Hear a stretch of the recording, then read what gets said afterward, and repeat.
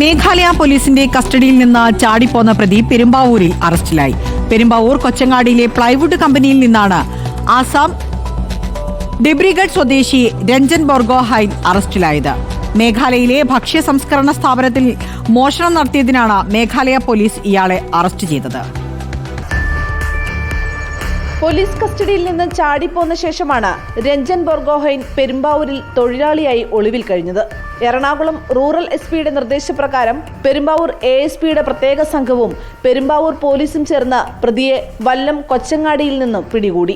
Meghalaya police സഹായം അഭ്യർത്ഥിച്ചതനുസരിച്ചാണ് rural എസ്.പിയുടെ നേതൃത്വത്തിൽ ഇടപെടലുകൾ നടത്തിയത്.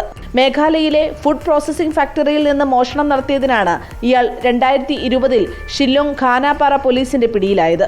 അവിടെ പോലീസ് കസ്റ്റഡിയിലിരിക്കവേ ചാടിപ്പോന്ന പ്രതിയാണ് പെരുമ്പാവൂരിലെ പ്ലൈവുഡ് കമ്പനിയിൽ ഒളിവിൽ കഴിഞ്ഞത്. കഴിഞ്ഞ ഒരു വർഷമായി ഇയാൾ ഇവിടെ ജോലി ചെയ്തു വരുന്നുണ്ട് എന്നാണ് വിവരം. ഇയാൾക്കെതിരെ മേഘാലയയിൽ തന്നെ മറ്റ് പോലീസ് സ്റ്റേഷനുകളിലും കേസുണ്ട്. വെള്ളിയാഴ്ച ഉച്ചയ്ക്ക് പെരുമ്പാവൂർ പോലീസ് പിടികൂടിയ പ്രതിയെ മേഘാലയ പോലീസ് എത്തി കസ്റ്റഡിയിലെടുത്തു.